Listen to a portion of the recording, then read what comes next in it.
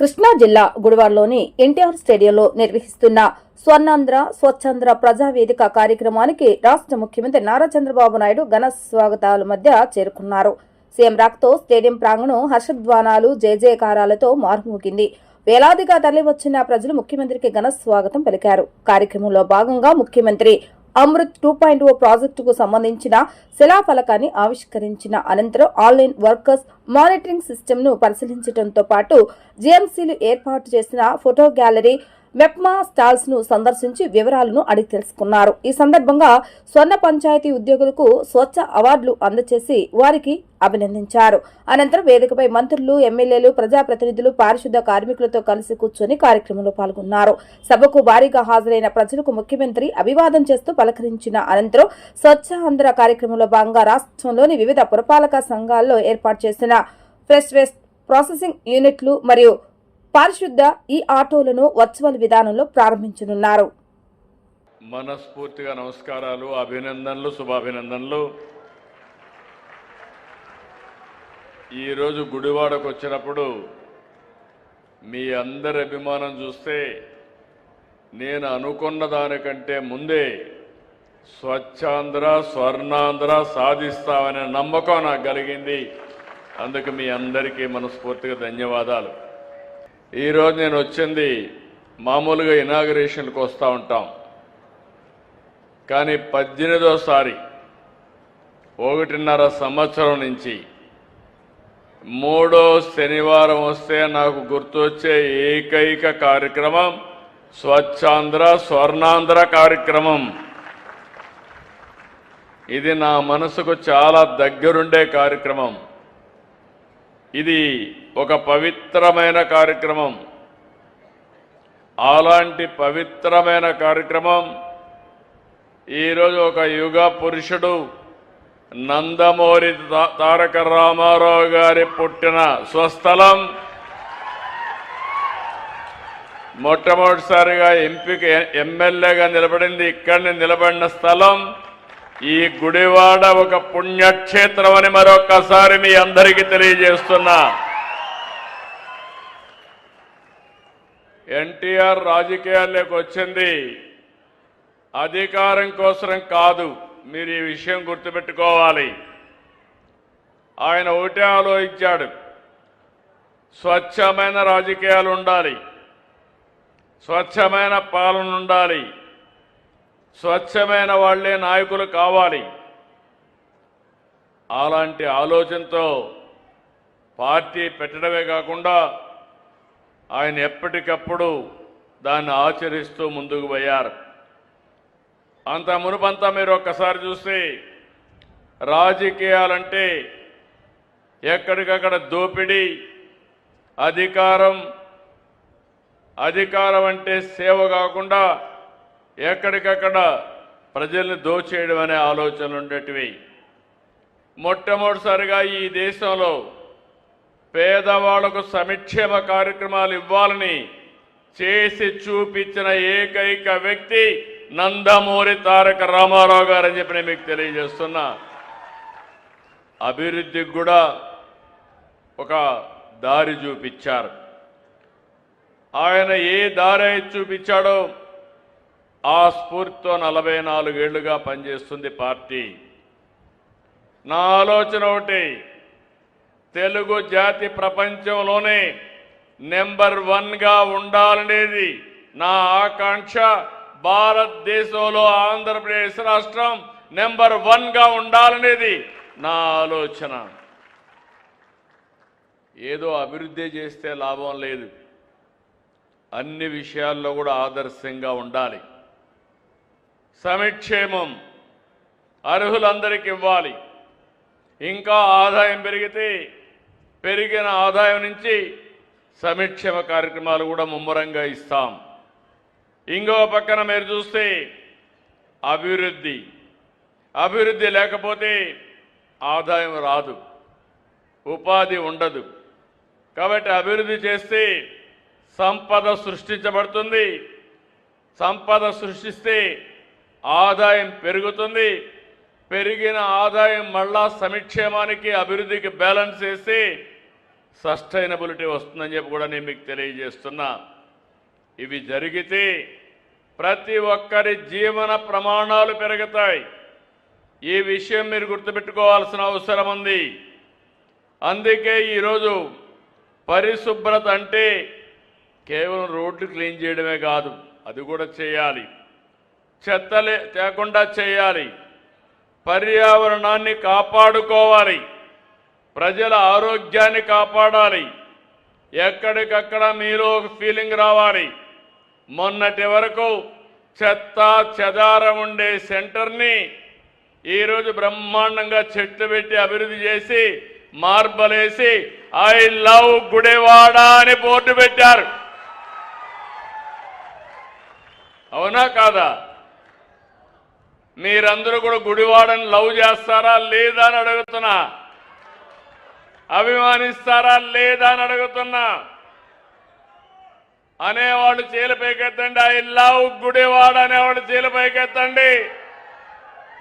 అందరూ I love Gudivada అన్నారు. కానీ ఎంతమంది గుడివాడని అభివృద్ధి చేయడానికి పనిచేశారో అది కూడా ఆత్మసాక్షిగా చెప్పాలి. ఎంతమంది పనిచేసారు చేతులు పైకెత్తండి. ఇక్కడ తక్కువ చేతులు పైకెత్తాయి.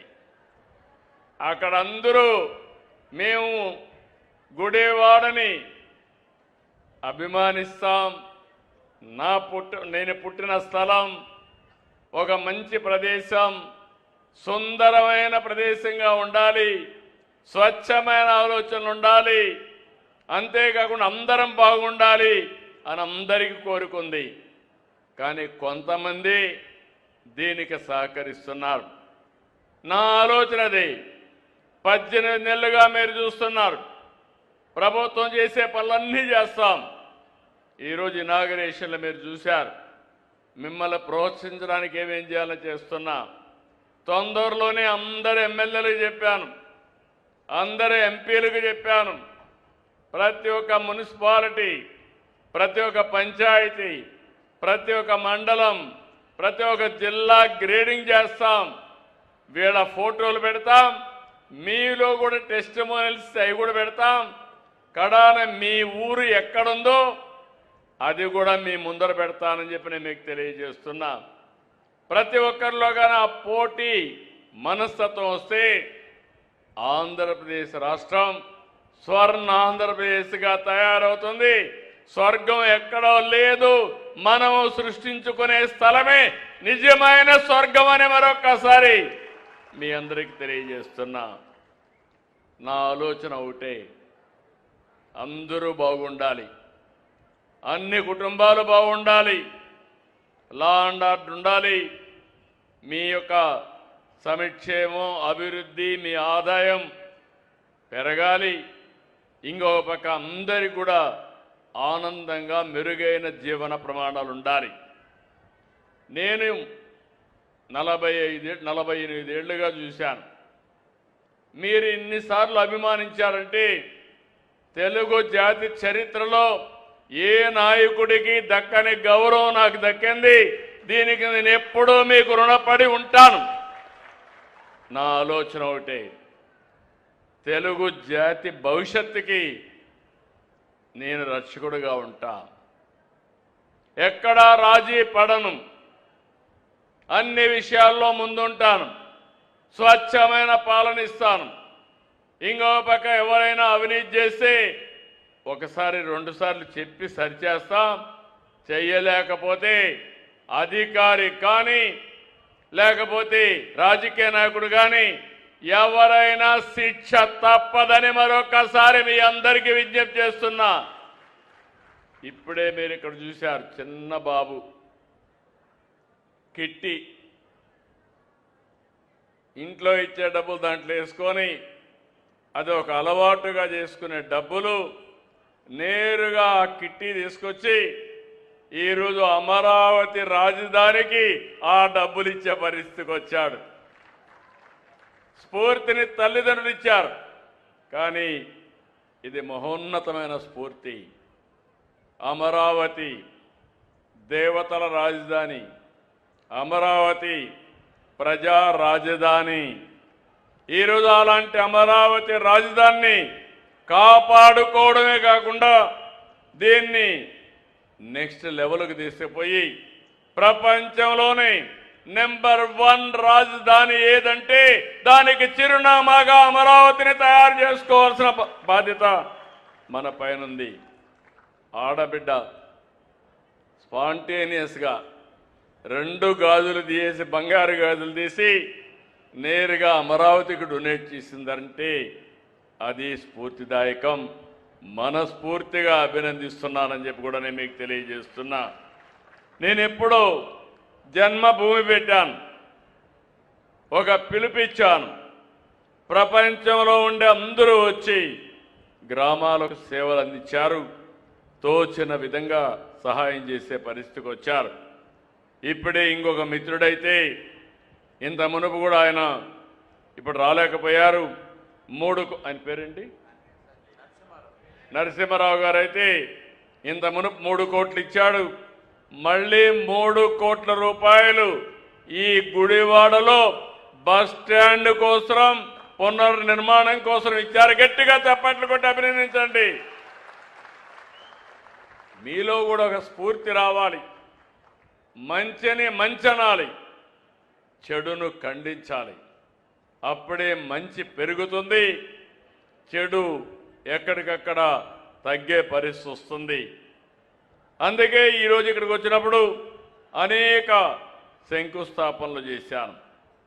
121 పట్టణ స్థానిక సంస్థల్లో అమృత్ 2 కింద, ఏఐఐబి కింద, UADF1, UADF2 కింద 15,274 కోట్ల రూపాయలు వ్యయంతో పట్టణాల్లో పనులన్నీ ప్రారంభించుకోవడానికి శంకుస్థాపనలు చేశాం. 514 ప్రజారోగ్య మున్సిపల్ ఇంజనీరింగ్ పనులకి ఈ ప్రాజెక్టు కింద చేపడుతున్నాం. ఎక్కడైతే వేస్ట్ వాటర్ అంతా కూడా శుద్ధి చేయడానికి STPలు పెట్టడం, ఓవర్ హెడ్ రిజర్వాయర్లు కట్టడం, త్రాగునీటి పరిష్కారం కోసం ఎక్కడికక్కడ పరిశుభ్రమైన పైప్ లైన్లు వేయడం, అండర్ గ్రౌండ్ డ్రైనేజీ పెట్టడం, మురుగు శుద్ధి కేంద్రాలు ఏర్పాటు చేయడం, చెరువులు అభివృద్ధి చేయడం, ఇలాంటి అనేక కార్యక్రమాల్లో ముందుకు పోయాం. ఇంకొక పక్క ఈరోజు మీరు చూస్తే 8,74,000 మందికి త్రాగునీరు కోసం ట్యాప్ కనెక్షన్స్ ఇస్తాం. 63,000 పైగా డ్రైనేజ్ సౌకర్యం కల్పిస్తాం. సురక్షితమైన మంచినీరు, మెరుగైన పారిశుద్ధ్యం, ఈ 2 కోసం ముందుకు పోతున్నాం. మొట్టమొదటిసారిగా ఇంటింటి దగ్గర చెత్త సేకరణకి, అదే మరి రీసైక్లింగ్ కోసం వ్యవస్థని బలోపేతం చేస్తున్నాం. పట్టణాల్లో మామూలు వెహికల్స్ పెడితే పొల్యూషన్ ఉంటుందని ఎలక్ట్రికల్ వెహికల్స్ పెడుతున్నాం. 126 ఎలక్ట్రికల్ ఆటోల్ని ఈరోజు ప్రారంభించుకున్నాం. ఇంకో పక్క ఆగస్టు 26కి 1140 ఈ ఆటోలు అందుబాటులోకి వస్తాయని చెప్పి కూడా నేను మీకు తెలియజేస్తున్నా. ఇంకో పక్క రాష్ట్రమంతా 108 సమగ్ర గణ వ్యర్థాల ప్రాసెసింగ్